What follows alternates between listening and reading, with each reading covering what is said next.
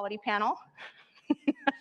I was just thinking all the extroverts are going to make it there while the introverts are sitting here not talking to each other to get a ride. Yeah, it's true. Wait, where's my ride? She said there would be rides. No, sorry, I'm not coordinating that for you. I adore you all, but I'm just not going to do it. You wouldn't want me to anyway. All right, so state of quality. This is, we're bringing some experts together today. And we want to talk a little bit about where things are today. Everybody has had the opportunity to kind of listen to many, many different speakers speak on many, many different topics. And so today, I kind of want to focus on the most critical things facing quality engineers, software developers, people in this space who are trying to deliver quality in whatever form to their organizations, to their customers, because we are at a precipice of a lot of change and a lot of evolution. And if you guys haven't felt that, well, we should talk, because I want to know what you're on, first of all. But I'm gonna, first off, before we dive in, I'd love to introduce you to our expert panel today. So I'm just gonna have you guys kind of go through, introduce yourselves, introduce your backgrounds a little bit, and tell us what you think the biggest challenge facing technologists, facing quality engineers, facing software testers today. Which end? Either one. You know, we've heard enough from you. We'll start at the other end. Awesome. I'm not supposed to be up. All right.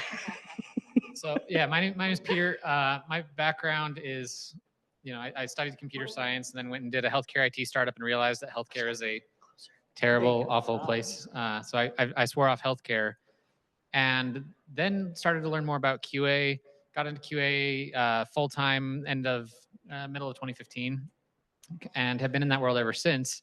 But starting around 2018, started getting into this whole AI. Well, at the time it was all machine learning, right? And then over the past 7 years, I've gotten really deep into AI. And so my experience generally comes from the crossroads of where's AI, where is QA, where are those related, what does that mean for QA in general right now? Awesome. I'm Jared Plum. I'm the Associate Dean and Director for Software Engineering at Western Governors. My background, actually, I come from AAA game development, where I was there for a long time. Started off at Microsoft, actually, in QA, as a QA engineer at Microsoft before jumping into DirectX groups and then kind of going to work at some big companies on big products. Somewhere along the way, I flipped and got into academics, and one thing led to another, and I now run a program and try to create programs and try to figure out what we're doing. I think that the biggest challenge really for QA right now is learning to talk to the executive level leadership to really explain what is really happening in the software world and how the best approach it, because they're asking ChatGPT what's wrong and it's giving them a lot of bogus answers that they think are right. And I think learning how to navigate that's probably the challenge. I got one. I think it's working. We good?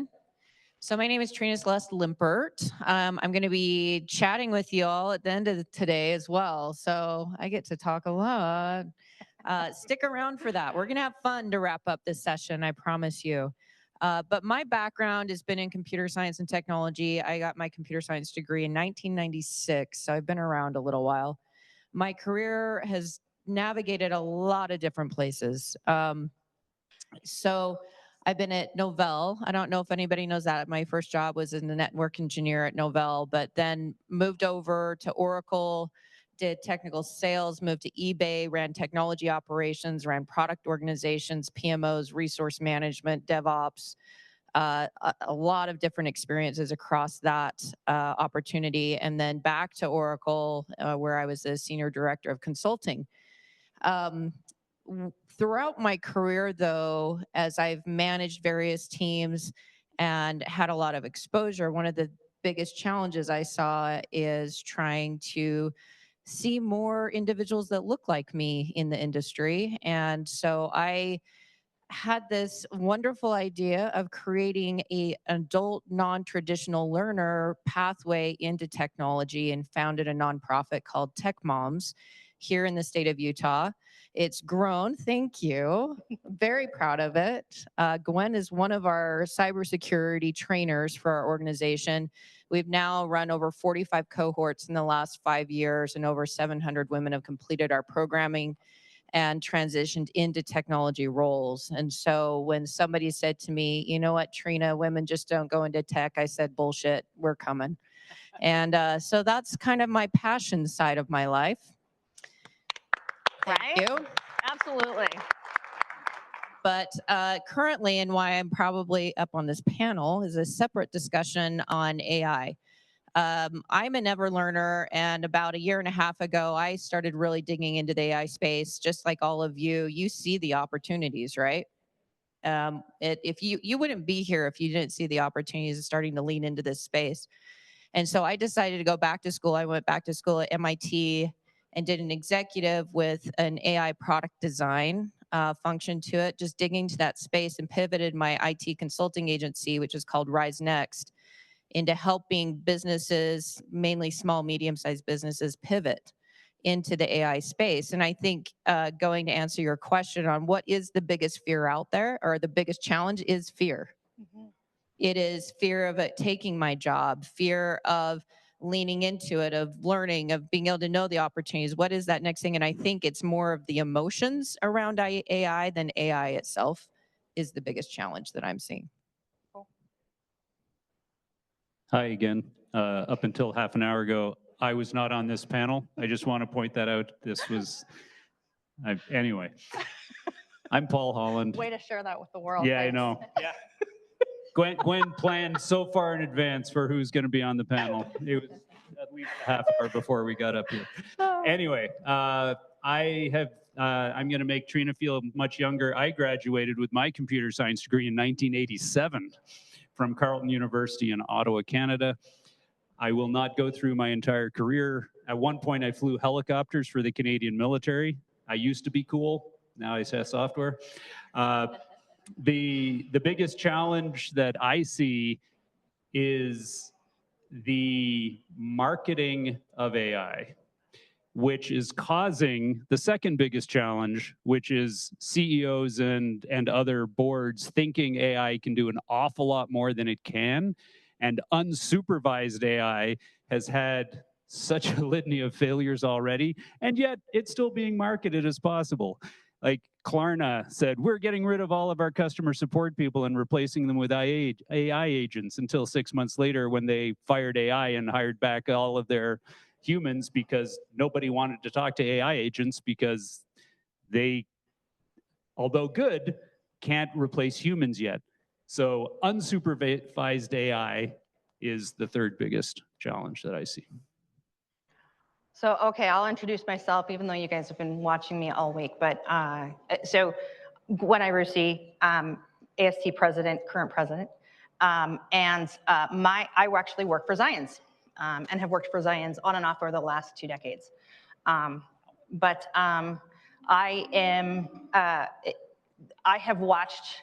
I think I got into this business around 1996. Started in support, worked my way into quality. I did not get my bachelor's or my master's degree until way later, after I was already in a director role, leading teams in quality and delivery. And so I've been around the quality space a long time. I've worked for startups. I've worked for enterprise environments, much like Zions, where you have technology that's, everything from a mainframe all the way to cutting edge cloud technology, right? And I'm going to add two things that didn't come up, which I'm kind of surprised by, that I think are the biggest challenges. And we'll go into all of these in depth. But the two things to me that strike me as still a problem in our space is the amount of scope of testing and the time to actually get to a state of quality in the things that we're delivering. And being able to make the right decisions, because everything has sped up so quickly, including the delivery process. And so, and frankly, I don't think we've done a great job at keeping up in our space. And the other big thing is complacency. And I think they kind of tie hand in hand, is people get really comfortable doing the same thing day after day. And if there's one place that you do not want to get comfortable, it is in the state of quality, right? Because we have to keep our eye on the ball. We have to keep thinking about what quality is and how that context is changing as our environment changes, as technology changes, and the risks associated with that. So those are my two. So we'll go back around that. I do want to start. Let's do the big one first because that's on everybody's mind. The loom of AI. What are you guys seeing today? What within that space, right? Like, what what is the biggest challenge around that? Because I mean, let's get specific.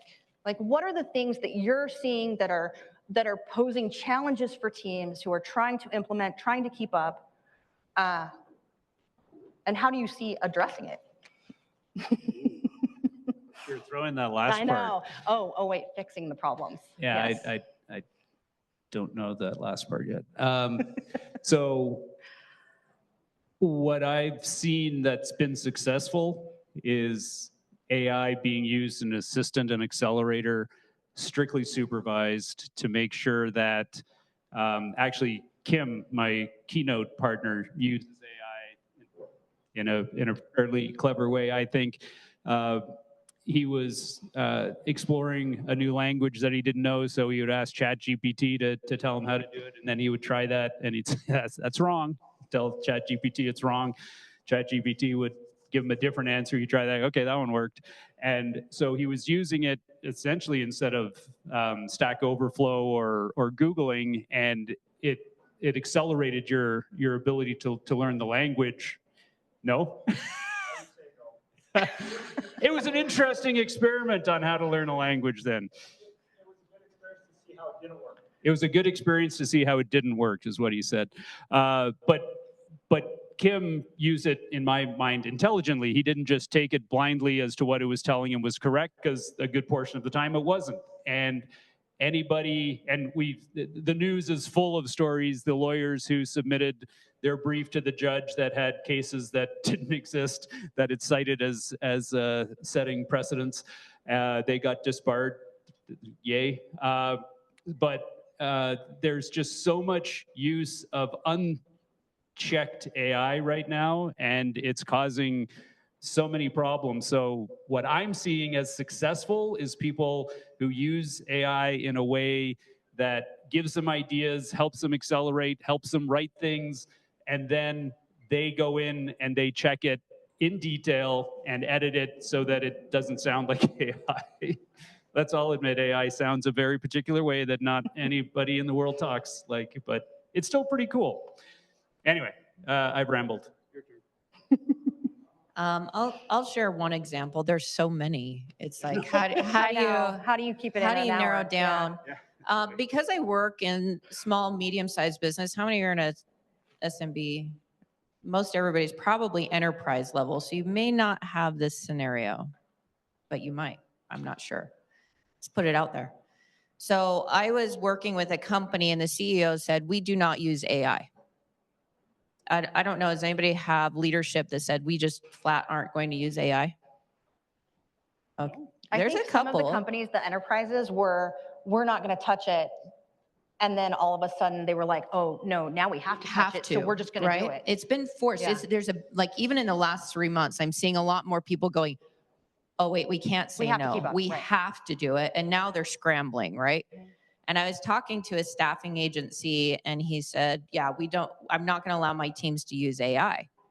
He's like, but go ahead and talk to my team and, let's have a conversation. I'm like, I thought that was interesting that he still let me talk to him, even though they weren't going to use AI. Well, as I was talking to the team, guess what they were doing? They're using AI, but they're using their private account, completely exposed, sharing resumes, sharing details, sharing internal information. And I think that's the biggest thing I'm seeing is that you can't say no. You have to lean in because your employees expect it and they want to be using it. They can't keep up without it. So they're going to circumvent it. And I think the data and privacy issues are huge from a quality and testing perspective. You're going to have exposures if you're not leaning into this and learning and adapting and moving forward with it and training your teams up in it. And I think it's just we're I don't want to say we're forced, but just lean into it because that's where the opportunities are and it's how you're going to be able to deal with any of the data and privacy issues that might arise. Yeah, I might take a little bit more of an academic approach to this. I have a lot of professional, commentary that comes my way and everything too. But one of the ones that was really interesting is last week I was having a conversation with the provost, and she had told me, "Hey, you need to add vibe coding to all your courses and everything like that." And I asked her what vibe coding really was and everything, and she didn't really quite know. She had what she thought it was, but not really what it was. But I think that there was some truth to her comment, but also not, and that was that. What we're seeing is a paradigm shift within AI, right? And so it means that we need to embrace it for what it works as, but then other people don't quite understand that either, right? And so we probably can't solve the problems. Like every time I try to code something with AI, it falls really short. And maybe some of you guys have seen that. Just the jokes that it really happens is it can't figure out what code really is. But at the same time, we're kind of leaning into this AI first approach, which means that to solve a problem, we probably should be starting with AI first, seeing what we can get out of it, but then also becoming smart enough to realize when it's no longer working and now we've gotten enough from it, let's jump out of the AI and start doing it, I guess you'd say the old-fashioned way, right? Where we have to figure out how things really work. Because I think solving those hard problems is really what we do day in, day out, and AI can't solve those hard problems, but let's not waste our time on the simple problems that AI really can solve. And I think that really that balance is just, that's really where it's going to be at. I'm going to add a little bit more to that balance because it becomes an even harder discussion when you are in a regulated environment. So, it's one thing to be a startup in the AI space, creating something new, but it's a whole other thing when you're working in an enterprise system with high risk, high regulation, lots of private data that you have. I mean, your risk landscape goes way up, right? So the balance, I think, becomes even harder in those situations because the impact of those decisions becomes much broader, even than, frankly, what we're even willing to admit most of the time. Yeah, so I'm going to start by saying, if you're not using AI, people around you will be, even if your organization says not to. I echo that experience. And, I spent 8 years consulting with venture-backed startups, public companies, Microsoft. Our team at one point they were the lead testers on the Microsoft Edge browser, like wide range of things, different practices. Their favorite thing was to say, hey, let's release this to 100,000 users and see what happens, which I think most of us can't really afford to do. So there's different strategies and it's gonna be different everywhere. But I think the first thing we've got to remember is you can't say AI is this, because the reality is next week that'll be different, right? Like whether or not the models themselves improve, like there's all kinds of theories about whether they'll keep improving or whether we're going to plateau, or it doesn't really matter. There's billions and billions and billions of dollars going into this right now. And that's changing. Even if the model quality stays the same, the frameworks they're putting around those to improve those things, like the examples where it cites the bad law cases, right? It was terrible. I mean, even a few months ago, it was sort of like you can't really use AI to answer a current events question or anything factual, right? It was like, yeah, it can help me like write an email and maybe help with some of that. But if it's based in fact, it's gonna be a problem. Whereas today, I don't know if you've used like deep research or any of those. It's really incredible, right? How much it's improved on some of that, and how it can be grounded in truth, and you can make sure that that's verifiable. So it comes back to, I look at this and I say, well, whether it's today or whether it's in a year or whether it's in 3 or 5 years, say AI fails at this thing, I mean, even in the past 6 months, like every time something new comes out on the models, I'm playing with those, I'm looking at this. Over the weekend, I had a VC ask me a question about a company that they're looking at. And I literally just said, GPT-5, go throw this up for me. And it cloned their app and made a working copy of this company's application over the weekend. And it was great. And I'm like, had I done that even, a couple months ago, I would have crashed and burned totally. Like Right. It just wasn't at that state. And the tools around that weren't at that state, right? Yeah. So you have to first realize whatever AI is today is not going to be what it is tomorrow. And you have to also realize people are going to get their hands on this and use this in different ways. So the question is that going to be, one, when you're looking at your company's risk profile, is the quality side of that going to be able to keep up with what the engineers are going to be doing, what the developers are specifically doing there? Because I can guarantee they're going to be going and saying, well, if I'm allowed to use Cursor, Windsurf, or Copilot, I'm going to. And if I'm not allowed to, well, I probably have ChatGPT open somewhere, even if it's not my company's paid account. Yeah. The rate of code is going to go up. The risk is going to go way up, right? I mean, everyone knows right now AI is terrible at security and coding, and just making dumb decisions, right? Yeah. So if you're not looking at AI, even just to understand where those risks are coming from, you're, by saying, no, I'm going to do this way, you're adding risk to your organization when, even if it's not the role of QA to say, what should we be doing with AI? We need to be thinking about it because the engineers aren't, right? But and I shouldn't say engineers because QA is engineers as well, but Sure.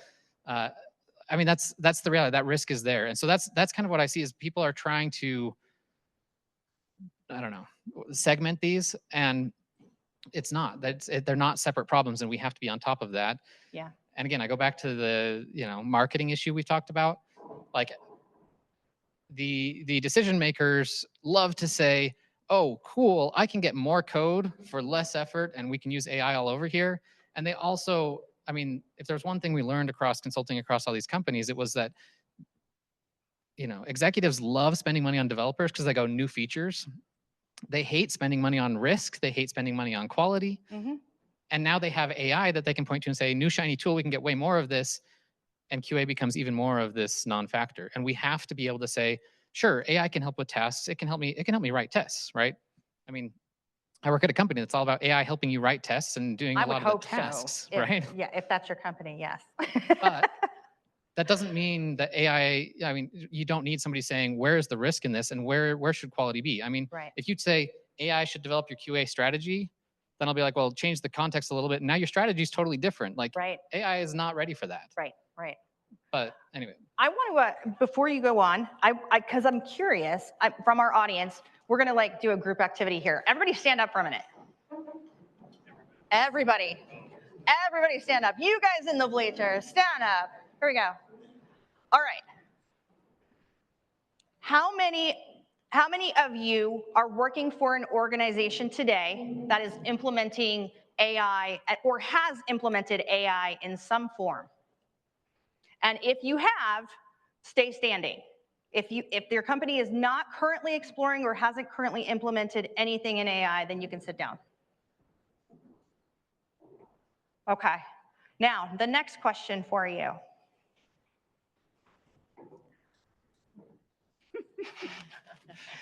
This is clearly a well thought out exercise. No, I'm trying to figure out the best way to do this.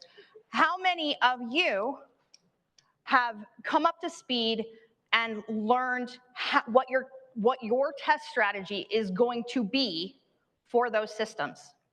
And if you have, keep standing. So if you have not determined yet what your test strategy is for AI being implemented at your company. Guys, that right there is terrifying. Think about that for a minute. That speaks very loudly. Speaks very, very loudly. 8, 9, 9 people. How many of those standing are you guys all actively engaged with AI and working directly to figure out what, are you guys feeling like you guys have it covered? Shout out to Carlos on that one. We got Carlos in the back.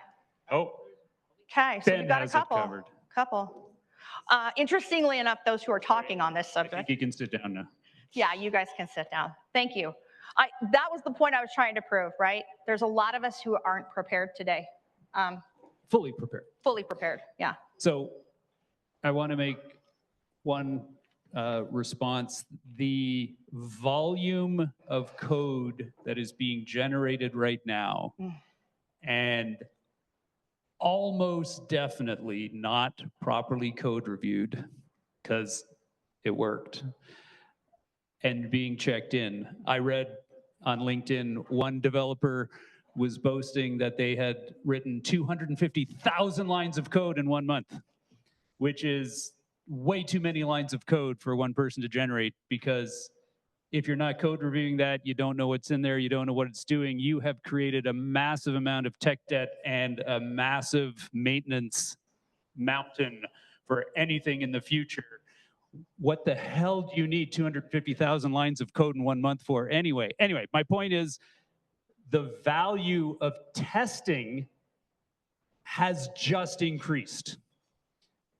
And that is a huge opportunity for everybody in this room, because with developers being able to generate substantially more code, not better code, and I'm going to read you a quote from a person I used to work with, Nat Bennett, who posted this just over 2 months ago on LinkedIn. But if you're working with a company that uses unverified or uncode reviewed AI generated code, you're going to be finding bugs. Anyway, Nat wrote, the situation with AI right now is like if dogs suddenly started writing code. And there was a reaction from a lot of programmers, which was, well, it's not very good code. Meanwhile, the executives are out demanding that we all have dogs write as much code as possible, and that your next performance review will be mostly based on how much code you let the dogs write for you. So I thought that was pretty accurate. The response of AI is writing a lot of code. It's getting a lot better in the last few months. As you said, what's now is not as what it was, but a couple of months ago, it was substantial. Well, 6 months ago, it was pretty bad. But having that much, because it was the cool new thing, the C levels were saying we got to use that, and meanwhile everyone's saying it's not good code. But okay, we'll do it because that's what my performance review is based on. And let the tech debt rise. And let the tech debt rise.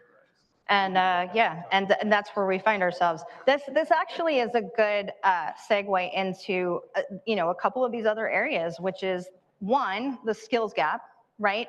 Clearly, right, as we've seen today, there's a skills gap for one reason or another, and maybe it is the fear in some cases. In others, it's there's a cognitive load associated with doing this stuff and learning this stuff on an ongoing basis. And it weighs on you. Like it's exhausting to go to work and do your day job and work all day in the grind, try to do your job well, and then to go home and on top of that, try to learn AI in our spare time, right? That's not easy. But in fact, we are under so much cognitive load all the time that for many of us, that's just not reasonable. We don't have the lifestyle to be able to support that. And I think those of us who are able to are in a very, very fortunate position to be able to take that on. I think some of us are just nerds that way. Like we have to kind of dig into stuff like that. And those people end up on the stage here talking about it. But our kids have left home. Yeah, and that's a lot of it too. We have nothing else to do. We're used to running around taking kids to soccer practice, and then all of a sudden we don't have that. Yeah. So then we start digging into AI, and that is so true. So only old. Oh, sorry. Oh no. I do want to say something on the fear and the pivoting piece, because that's what we do, and with the nonprofit work I do as well as the AI consulting, it always starts with learning how to learn. Right? Mm-hmm. If you've been in, many of you have probably been at this for decades, there is no way from where you started that's what you're doing today. I might be wrong. Anybody doing exactly what they did when they started? It changes. And I think that's part of the fun of being in this industry. And it's a mindset shift of, moving from fear to excitement about what's coming and how you can find the opportunities in that. A lot of the AI training, I partner with some AI institutions that deliver AI, their whole degree-seeking programs, and I'm sure WGU and others, and you can probably talk a lot more on this than I can, that are just focused on fully AI degrees because they know that's where the opportunities are. Every role is now an AI role. I used to say every job's a tech job. No, every job's an AI job now. And the more you can shift your mindset to that approach, it's going to make it easier to saying, okay, just a little bit a day, right? So you don't hit those cognitive overloads of, let me just learn one new thing a day on how I can do my job better with AI, and just take small little steps toward it. The other thing I would say from a workforce development perspective, I work in higher education. I sit on a few boards, and this has been the conversation for the last 2 years of how do we now integrate this into all of these different disciplines and industries and roles that they're moving towards. And it's just that mindset shift is going to help you so much if you can just say, this is what I need to do. I'm just going to put a little plan together every day, take one little certificate for 8 weeks, and just kind of start digging into it. Yeah, I'm going to add a couple comments here. So this morning, actually, I have this weekly meeting that we do for leadership where we discuss these programs. And it was really interesting with the, sorry, it was really interesting. We have a master's degree in software engineering, and in there's an AI engineering concentration. We also have a DevOps engineering, and we also have this domain-driven design, which is essentially computer architecture and or software architecture. And what was interesting is that the AI track is just 60-70% of the students are on there. And the conversation we were having today was that there's these students who are starting to get to the end of the program, and they're saying, oh, I kind of want to take the DevOps engineering also, right? And I think that this is where the challenge, I think, is very specifically in this field, is because AI is the shiny new thing, and people are forcing it down in areas that maybe it doesn't work very well in. Not that it doesn't work there. There's ways to still figure it out. But like DevOps engineering is probably significantly more helpful in this field right now than AI engineering is, because they do cross-section each other. But at the same time, there's just this focus on that AI portion. And a lot of people are getting done. They're like, cool, I can now, build something with some APIs and AI. I don't know what to do with that, right? Because, oh God, by the way, it's really important how we actually build the software and how the groups work together. And, and these subjects are kind of bigger. And so I think that that's what we're seeing. And I think back to the academic thing, about 2 years ago, so I sit on the academic policy committee at Western Governors, and about 2 years ago, they came in and they said, no AI. We're banning it. And I said, whoa, like step back here, right? Like, and they're like, no, like we can just stop students from using AI and they'll have to learn this stuff. And I said, you do realize that this isn't really an option anymore, right? And this was 2 years ago, right? Like, and I said, you're going to have to embrace this, and you're going to have to realize across all these programs that all you're going to do is reward the cheater, right? Because everybody's going to use it, and every other university is going to be using it. And I said, we need to flip that mentality, and we need to go into a complete acceptance and say, how do we use it? Where do we do it? When we create an assessment, we have to say, what happens if somebody throws this into one of these LLMs? What do we get out of this, right? We have to think about how we test. We have to think about how we present material, because the rules have changed. And one of the analogies I use with them a lot of times, because they're not all tech people, so AI is still kind of a black box to them. But we talk about a calculator, right? And I don't know if anybody has ever seen the things about the early 1900s when the calculator came out, and like professors were boycotting on the streets with signs like ban the calculator only in later courses and stuff, right? But what happened is they had to give different problems to address it. And so I think that that's what we're really looking at here is we kind of need to not forget the other subjects. AI is dominating, but I want to add to that, because I want to start by saying something that's maybe controversial, but learning AI is actually not really needed. AI isn't really something you have to learn. It's like, look, anybody can just open ChatGPT and ask it a question. So learning AI is maybe, unless you're going to be building the models or deploying them, I wouldn't even say learning AI is a thing. It's just, you just need to actually try using any tools that have AI in them, and that's it. Yeah. And if they're doing their job, like our company, it's AI. like we have an AI product, like AI-based product to help you. And if you have to learn AI to use it, that's on us. That's not on you, right? And I would say it's these other skills that actually matter a lot more, because, frankly, like if you don't know, if you know everything about, how to build, I don't know. We at the beginning we were writing our own neural networks and doing all this stuff, and it's like that doesn't actually really matter if you don't know how to then use those and apply them, right? like you're not going to be stopping people from using AI. Like it's just not going to happen. And so I think the bigger skills gap isn't in learning AI. I think you need to be aware of it. I think you need to be thinking through the implications of it. I think the bigger skills gap is in communication. And I do think like in engineering, like obviously the DevOps side, understanding how that all plays together is hugely important. Learning that is more the learning. And I think AI is just something you need to be thinking through the implications of. But I think the biggest one is you need to know how to communicate, whether it's specifically about AI or just, risks in general, because that's where the gap is. Yeah. You're talking to these executives. It's really easy for a developer to sit down and go, well, look at this, ChatGPT or, Cursor, make this, and it'll do it. And it's really cool. And it's obvious. And they're going to get that. But what they're not seeing, and one of the biggest things that we talk about, like with our investors all the time, is the risk keeps going up and up and up. And the whole balance of QA, as we see it, has always been, you've got risk versus cost, right? You can't test forever before you release. There's a limit to how much testing you can do. And you have to figure out what is that risk and balance that. But we're not even starting to understand what that risk is before we're making these decisions now. And we lack the tools. I think the education gap on that isn't, again, AI. I think we lack the tools to be able to say, I can quantify this risk and I can communicate that to our executive team. Yeah. You guys touched on something that's really interesting, and I do think it's not something that we brought up as a challenge, but I think it is a reality, and it is something that is happening to our industry, and it's affecting all of us, not just in testing, but in delivery. And you're talking about this whole like onset of DevOps and QA ops. Has anybody heard of that? QA ops, right? That's kind of a new term. Platform engineering, right?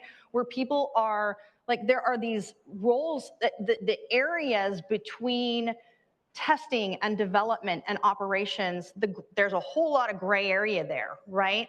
And the demand, and I don't know if anybody's been on the job boards recently. I'm sure many in here have, based off of the data we have, right? They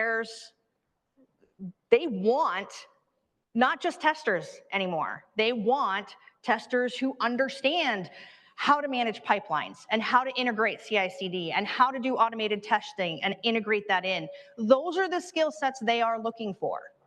And I think the question that gets posed to everyone in this room is that something I'm ready for? Because if it doesn't, the reality is that no matter if you're ready for it or not, it's coming. Like, this is going to be the way the industry is changing.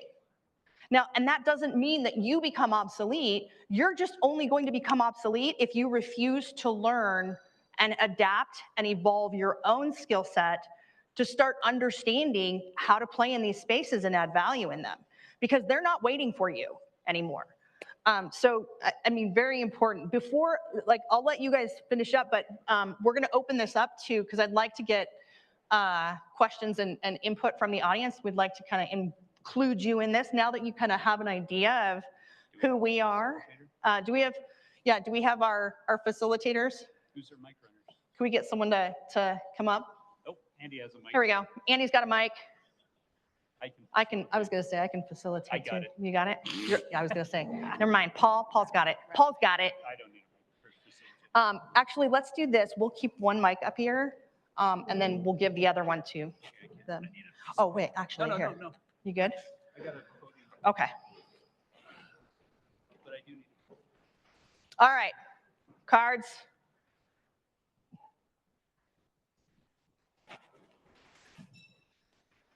All right. Is the era of the manual QA over? Is anyone going to be hired to be a manual QA tester Yes, moving forward? I think so. Yes, but not just. I think it's yes and. Yes, and. It's going to be yes and. So I don't think anybody is going to hire testers who are only going to click buttons and play with end apps. I think that's dying. So if that's what you're referring to, yeah. And I agree with that. I do think there's one interesting thing is that I think in QA, I think as we hit these problems become harder and harder and we're not sure how to handle them, like, hey, you got this really complicated AI system. How do we now test this? I do think there is going to be a step back to basics where we say, well, how did we test software to begin with, right? When people were unsure of it. And I think there is a rollback to that. However, I don't think companies are going to hire people to say, hey, come in and test like we did in the 90s, right? They're going to expect that people are using the tools that are available to them because the world is different and software is different. It's no longer a one-man show. It's a group work now. I also think it's going to be your superpower because you know there's this whole debate, manual versus automated, right? It's all testing, guys. It's all testing. It doesn't matter if it's manual or automated, right? Like it's all part of the same umbrella. And so those skills aren't going to become obsolete, but you're going to need to have new skills.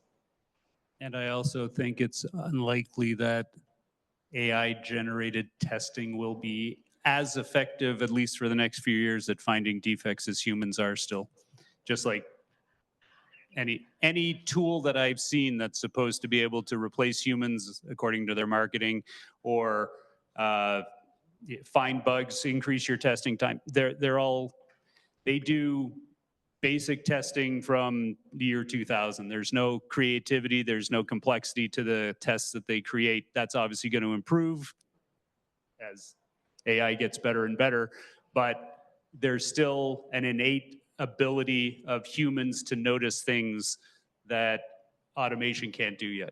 Yep. So it's still going to be there, but it's not going to be as good. I got Curtis and Ben on the stack. Did I miss any green cards while I was grabbing my notebook? All right, Ben. I take issue with one thing that was said, but maybe I don't. Maybe we are in agreement and I'm just interpreting it differently. And that is stating that you don't need to learn AI.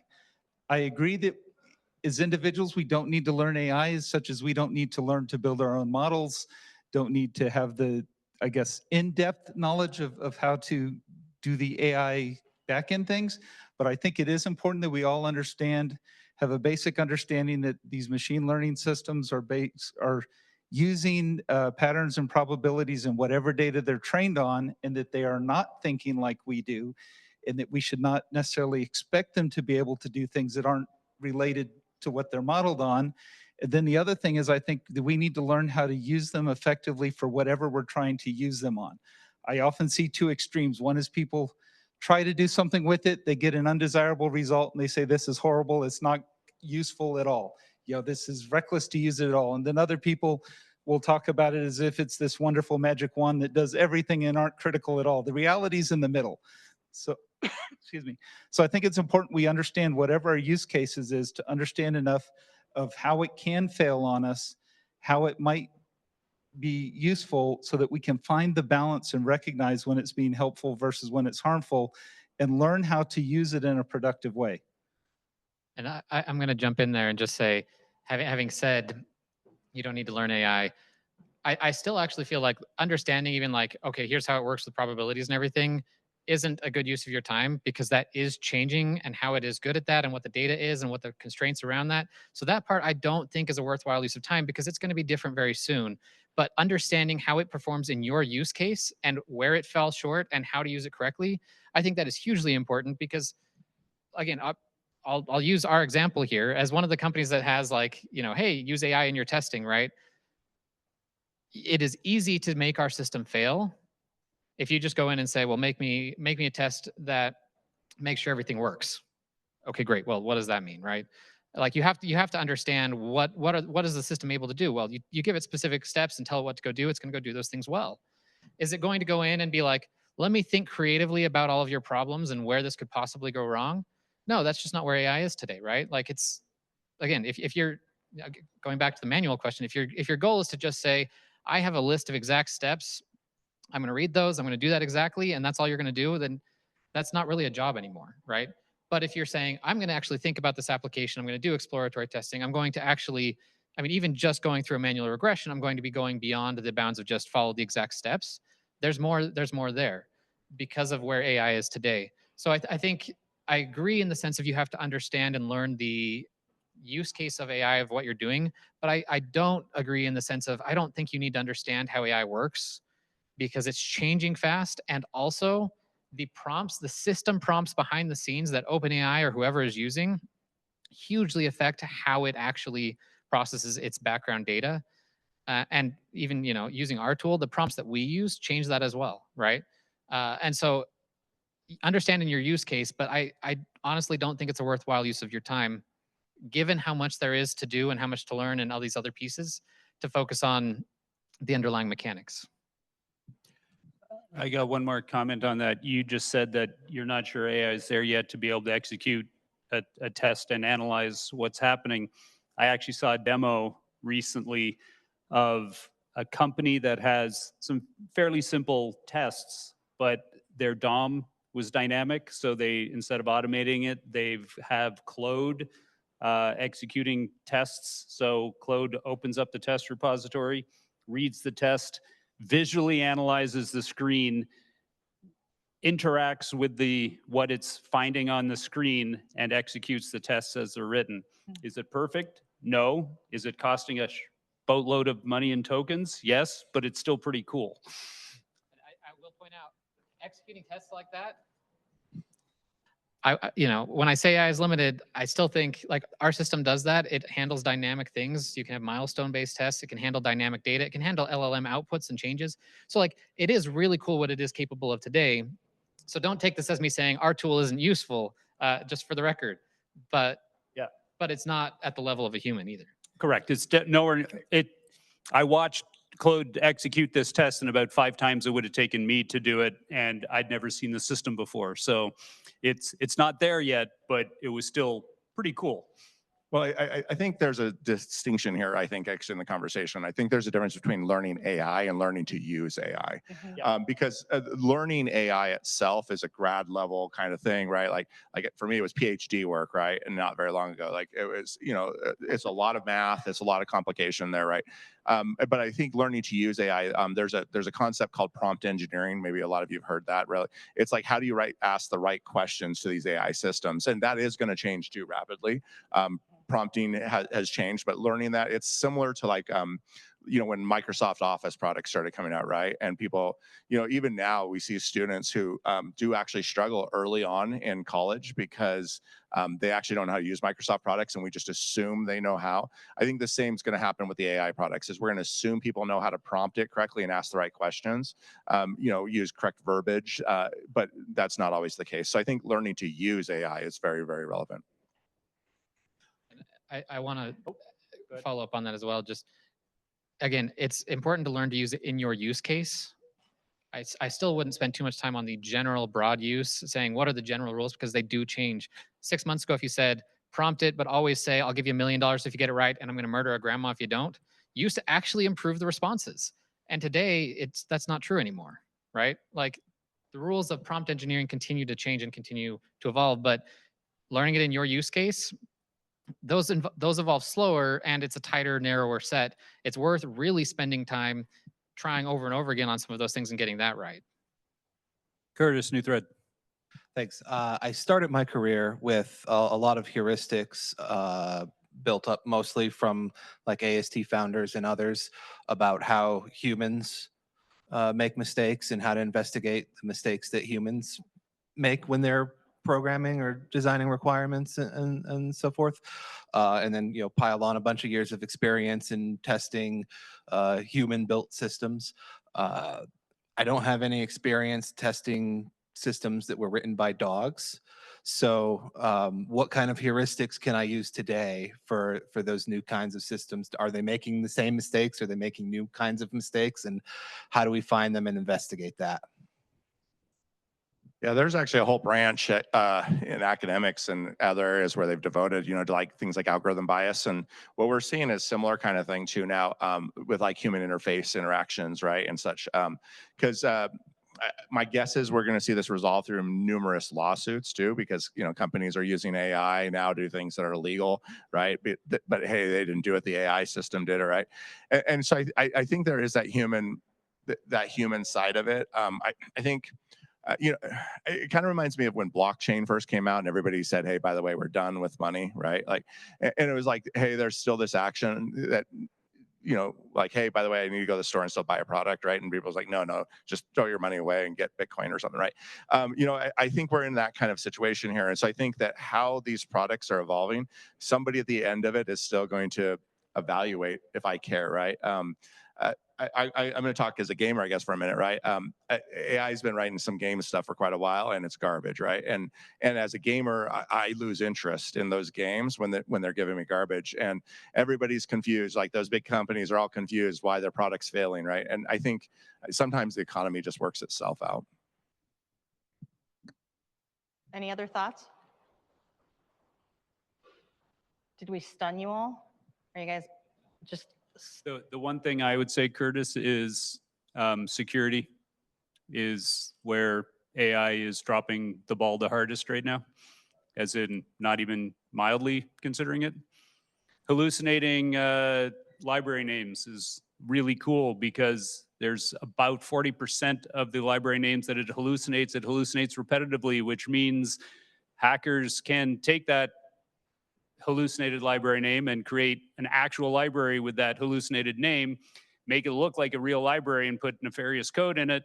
And now you have just invited that code into your system. And when the good hackers are writing web pages and everything to make it look like it's a legitimate library. So if you do a cursory look at the library and you don't code review it, you're going to be pulling bad code in. And we have one more green card. Do we have time? Scott, yep. We have or time, just stop using Scott. Python. Wake up. So I have a slightly different question, because when we're speculating on the future, we know things are going to change, but there seems to be at least a consensus that there's some things that are either corner cases or outside the province of AI that is just not going to be able to do. And I've spoken a little bit with Gwen about this, but there's a great book by Judea Pearl that says, these are the things that AI is not going to do that human intelligence can. So which leads me to my question. We could spend a lot of time, and we will, learning how to use AI, but those things that AI won't be able to do might be a great fertile area for us to really improve our skills. Absolutely. This is kind of a hobby area of mine. As far as I call it AI plus EI. And that's the future of leadership. That's the future of what I see. This is just Trina's little, you heard it here first. I think that artificial plus emotional intelligence is what you need to understand, how to leverage artificial intelligence, but improve your emotional intelligence. And there's a whole realm of different things within this space as far as what emotion AI, I don't know if anybody's heard that term yet or before, which is AI that can read your body language. How much better can AI do that better than I can read your body language right now, right? There's things that we're inherently able to do better, but it can help enable us, right? From a marketing, sales, and customers perspective, this is huge. On AI for me is a people initiative, not a tech initiative, and we should treat it that way. It's how do we leverage AI to enhance our humanity and enable us to be able to connect better. And the more we can lean into becoming more empathetic and understanding our emotions and being able to understand, there's AI for voice that can say, what is the current emotional state of somebody? AI can detect that better than we can right now. But could we leverage that and understand it to be able to help us connect with somebody better? I could do a whole nother keynote just on this topic. Say, yeah, but, and I know we're wrapping up, but I think you're right. I think there's an opportunity to not just get so transfixed on the AI space, but recognize the opportunity to lean into our soft skills and emotion and humanity side of it. I'll say, I'm going to add one thing to that. And it's that I think the reality is in a lot of environments, we're not even doing quality right today, right? I mean, let's think about it, right? How many of us know and are confident that the programs that we have a whole lot of improvement needed today, just without AI? Needed? Oh, yeah, needed. as in like we're falling short, right? Like our programs are still not succeeding in every area we want it to. So the reality is that AI is not stopping, but it's going to take all of our weaknesses and it's going to emphasize them dramatically, exponentially, right? And so the stronger foundations we can build, getting our data cleaned up, right? Like, let's start thinking about data quality a whole lot more than we have historically, because those are the types of things that are going to make AI initiatives actually successful in our environments and not fall on their face. And one thing that Olivia mentions in her book, if you haven't, for those of you who have not got it or gotten it, you should get it and read it. It's fascinating. She says that 90 to 100% of these projects, depending on the organization, fail. These AI initiatives that people are carrying out, and it's because we're not fixing all of the foundational issues, the tech debt in our enterprises, the data quality issues in our enterprises, before trying to throw this extra layer of complexity on it.